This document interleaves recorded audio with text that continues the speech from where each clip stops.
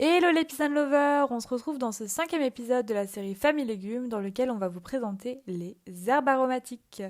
Alors chez Pizza Love, on les adore. Elles nous permettent d'assaisonner, d'apporter du goût et de rendre nos plats plus sains en remplaçant le sel. Actuellement, on a plus de 27 variétés dans nos fermes, vraiment de quoi tester plein de nouvelles saveurs, hein. Vous les retrouverez dans votre potager privé, dans les potagers partagés et surtout dans les jardins communs. Dans cette vidéo, on va vous présenter les 8 herbes aromatiques de votre potager privé. On commence par le romarin, que l'on reconnaît à ses tiges ligneuses et à ses feuilles qui ressemblent à des petites aiguilles. Les vertus du romarin sont connues depuis la nuit des temps. Il permet notamment de lutter contre le stress, la fatigue, la mauvaise digestion, le vieillissement cellulaire ou encore même les rhumatismes. Vraiment tout pour être en super forme. Vous pourrez le récolter de mai à novembre dans votre potager privé. Puis on a le thym qui est aussi connu depuis des milliers d'années pour ses usages culinaires, cosmétiques et médicinaux. Il est particulièrement renommé pour ses puissantes vertus qui sont immunostimulantes et qui permettent de protéger l'organisme. Vous retrouverez dans votre potager privé 2 variétés de thym, du thym commun et du thym citronné, que vous pourrez récolter d'avril à novembre. On a ensuite le très connu basilic, qui est le partenaire essentiel des tomates mozza. Cette herbe se marie parfaitement à la cuisine estivale et à toutes les saveurs du sud. Vous pourrez récolter votre basilic de juillet à septembre sur la partie haute de votre potager. Puis, vous retrouverez le persil, qui est l'une des plantes aromatiques les plus utilisées en cuisine.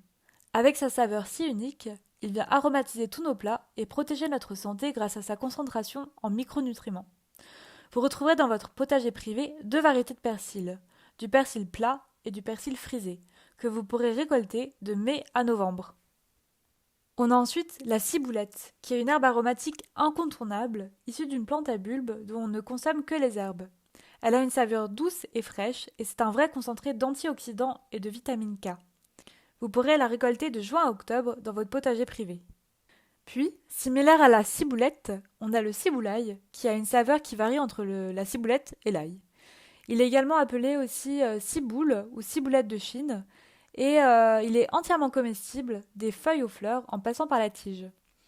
Comme la ciboulette, vous pourrez le récolter de juin à octobre. On a ensuite la mélisse, qui avec ses feuilles vertes dégage une odeur de citronnelle légèrement mentholée. Son nom vient du grec et signifie feuille à abeille, car elle est très appréciée de ces dernières.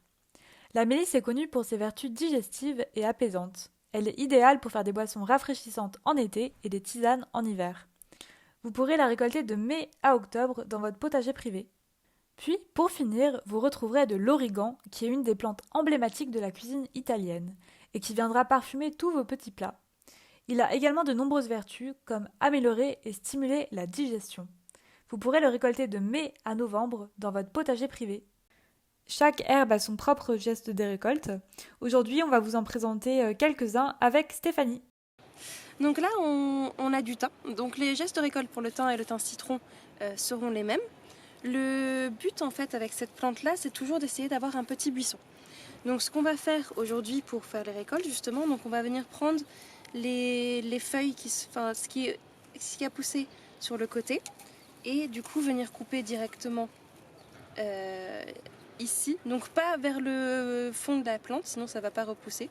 Donc plus vers ici, où on va couper du coup là une belle branche, mais comme vous voyez, on garde toujours un joli petit buisson. L'idée avec les herbes aromatiques, c'est de ne pas en prendre trop à chaque fois pour pas trop fragiliser la plante. Donc là, j'ai pris un petit peu, et donc là, pour continuer à faire mon petit buisson, je vais venir tailler un petit peu sur le côté ici, hop, pour toujours garder une petite forme de buisson. Là, vous voyez, il est monté en fleurs, mais ça c'est pas un souci, ça reste comestible. Et hop, donc du coup on va prendre un petit peu ici et toujours tailler ce petit buisson pour que la plante ne soit pas trop fragilisée et continue à pousser par la suite. Mais comme vous voyez, toujours en gardant le petit effet buisson, on a quand même beaucoup de temps pour rentrer chez nous. Alors pour le geste de récolte, pour le persil frisé, ça va être un peu comme les légumes feuilles. Donc là je ne peux pas vous faire la démonstration avec le frisé parce qu'il est encore un peu petit. Mais ici du coup on va venir couper les grandes feuilles dont on a besoin directement à la base. Hop. Toujours en veillant de ne pas enlever trop de la plante pour qu'elle puisse repartir par derrière. Donc comme vous voyez, je viens chercher les grandes feuilles à l'extérieur pour toujours donner un peu de place à la plante. Donc comme vous voyez, là on vient de planter le basilic, donc il est encore petit, vous ne pouvez pas encore le récolter. On a 2 variétés sur le haut de la parcelle. Alors pour le basilic, pour le geste de récolte, quand il sera grand, une erreur qui est souvent faite avec le basilic, c'est juste de prendre les feuilles dont vous avez besoin. Mais ça va fragiliser la plante.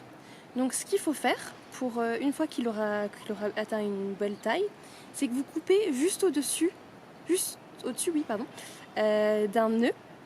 Donc là, un nœud, c'est où les branchages partent comme ça, pour prendre juste le haut de la plante et où il y a des feuilles, pour que la plante puisse repartir joliment par derrière et ne pas s'affaiblir.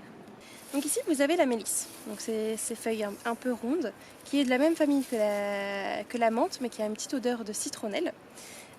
Alors, c'est une plante, comme justement la menthe, qui aime bien pousser partout. Donc officiellement, au niveau de votre parcelle, elle se situe ici. Donc ici, lorsque vous êtes sur le potager et que vous voulez en récolter, un peu comme sur le basilic, venez prendre à la moitié de la plante. Ce qui laisse une bonne base pour qu'elle puisse repartir. Mais ici, comme vous voyez là, donc elle a poussé entre les potagers. Donc là, c'est juste que c'est une plante qui adore pousser, mais elle n'est pas censée être là. Donc sur ces plantes, quand c'est comme ça, vous pouvez directement couper au niveau de la parcelle, parce qu'on ne veut pas qu'elle vienne faire d'ombre à vos salades, etc. derrière. Donc ici, vous avez l'origan, qui est une superbe aromatique qui est beaucoup utilisée en cuisine italienne et qui vraiment pour le coup va ajouter un très bon goût à vos sauces tomates, à vos plats, etc. Et que vous pouvez même conserver dans de l'huile d'olive dans des petits cubes au congélo, quand vous voulez faire des plats italiens, en avoir toujours sur place. Donc ici, c'est un peu pareil, on va chercher à faire un buisson, mais aussi à pas trop fragiliser la plante. Donc par exemple, on va prendre sur l'extérieur et venir couper un petit peu au-dessus d'un nœud à la moitié de la plante pour qu'elle puisse toujours repartir derrière.